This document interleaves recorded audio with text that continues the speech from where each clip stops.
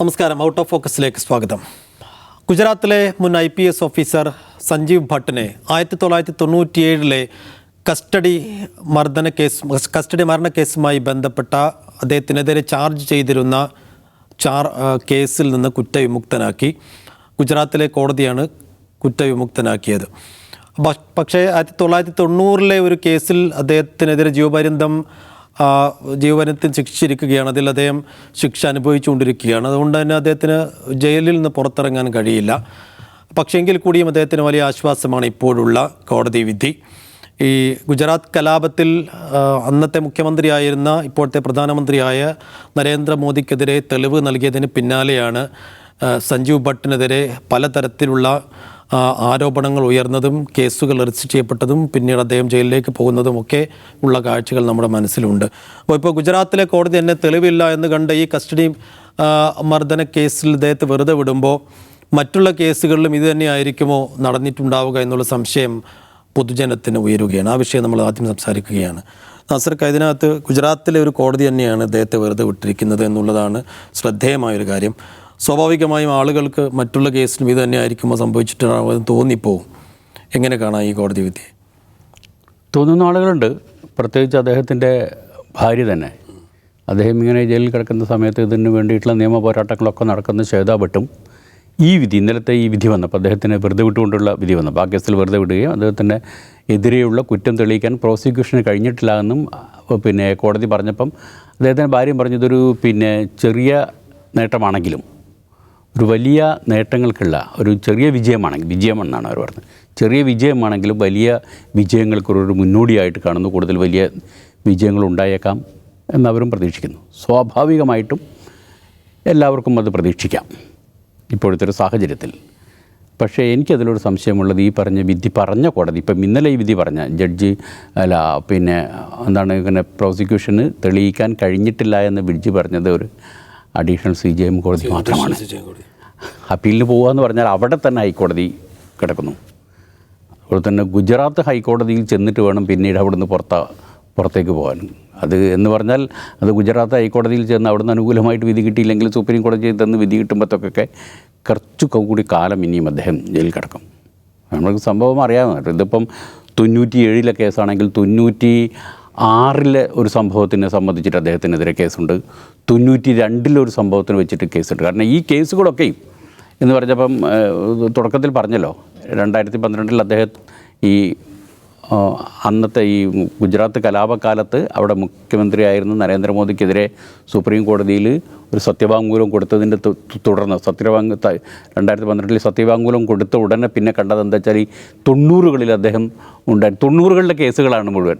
90കളിൽ അദ്ദേഹം പല സ്ഥലത്തും, ഇപ്പോൾ ജാംനഗറിൽ, അങ്ങനെ പല സ്ഥലത്തും, പോർബന്തറിലുള്ള കേസാണ് ഇപ്പോൾ വന്നത്. അതിൻ്റെ മുമ്പ് ജാംനഗറിൽ SP ആയിരിക്കുന്ന സമയത്തുള്ള കേസാണ് ഇങ്ങനെ പല കേസുകൾ കൊടുത്തത്.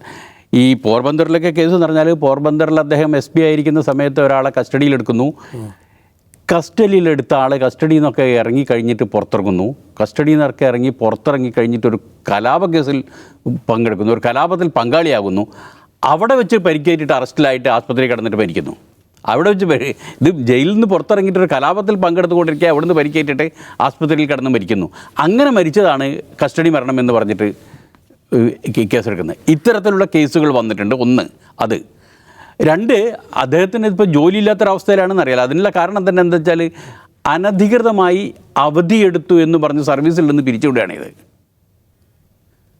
അപ്പം ബേസിക്കലായിട്ടുള്ള തന്നെ സകല നീതിയും നിഷേധിക്കപ്പെട്ടുകൊണ്ടാണ് അദ്ദേഹത്തിന് തൊഴിലില്ലാതാക്കി ഇങ്ങനെ പഴയ കാരണങ്ങൾ കണ്ടുപിടിച്ച് ജയിലിൽ അടച്ചിരിക്കുന്നത്. ജീവപര്യന്തം എന്ന് പറഞ്ഞാൽ നമ്മളൊക്കെ കേരളത്തിലൊക്കെ ഉള്ള ഒരു പഴയ ഒരു സങ്കല്പം അനുസരിച്ചിട്ട് 14 കൊല്ലം കഴിഞ്ഞാൽ ഈ 14 കൊല്ലത്തിൻ്റെ ഇടയ്ക്ക് തന്നെ ഉള്ള ജയിലിലെ നല്ല ജീവിതവും പിന്നെ നല്ല സ്വഭാവവും കുറ്റബോധവും ഒക്കെ കണക്കിലെടുത്തിട്ട് ഒരു 8-9 കൊല്ലം കൊണ്ട് പുറത്തേക്ക് വിടുക എന്നുള്ളത് ഇതൊന്നുമല്ല. ഇത് ജീവപര്യന്തം എന്ന് പറഞ്ഞാൽ ജീവിതകാലം അവസാനം വരെ ജയിലിൽ കിടക്കേണ്ടി വരുന്ന ഒരവസ്ഥയാണ് സഞ്ജീവ് ഭട്ടിനെ കുറിച്ച് സംബന്ധിച്ച് ഇപ്പോഴുള്ളത്. അതുപോലെ തന്നെ നമ്മൾ ഈ പറഞ്ഞതുപോലെ ഈ ഒരു വിധിയിൽ, ഈ ഒരു അഡീഷണൽ CJM കോടതിയുടെ ഒരു വിധി വെച്ചിട്ട് അങ്ങനെ വിജയം വരുമെന്ന് പ്രതീക്ഷിച്ച് കാത്തിരിക്കാനായിട്ടില്ല എന്നാണ്. അത് സംഗതി ഗുജറാത്ത് ആയതുകൊണ്ടും ഈ പറയുന്ന ആളുകൾ, അദ്ദേഹത്തിൻ്റെ ശത്രുക്കൾ എന്ന് പറയുന്ന ആളുകൾ ഇപ്പോൾ അന്ന് മുഖ്യമന്ത്രി മാത്രമായിരുന്നെങ്കിൽ അദ്ദേഹത്തിൻ്റെ ശത്രുക്കൾ എന്ന് പറയുന്ന ആൾക്കാർ ഇപ്പം ഇന്ന് പ്രധാനമന്ത്രിയും കേന്ദ്ര ആഭ്യന്തരമന്ത്രിയും ഒക്കെയാണ് എന്നുള്ളത് കൊണ്ടും വല്ലാതെ ഒന്നും പ്രതീക്ഷിക്കാൻ വകയില്ല എന്നാണ് എനിക്ക് തോന്നുന്നത്. നാസർക്ക പറഞ്ഞ പോലെ മുകളിൽ ഗുജറാത്ത് ഹൈക്കോടതി അവിടെ ബാക്കിയുണ്ട്. പക്ഷെ എങ്കിൽ പോലും ഗുജറാത്ത് പോലെയുള്ള ഒരു സംസ്ഥാനത്ത് അഡീഷണൽ CJM കോടതിയിൽ തന്നെയെങ്കിലും അദ്ദേഹത്തിൻ്റെ ഒരു ആശ്വാസം കിട്ടുക എന്നുള്ളത് എങ്ങനെയാണ് കാണേണ്ടത്? ഇതിൽ ശരിക്കും ശ്വേതാ ഭട്ട് അദ്ദേഹത്തിൻ്റെ ഭാര്യ പറഞ്ഞൊരു കാര്യമുണ്ട്.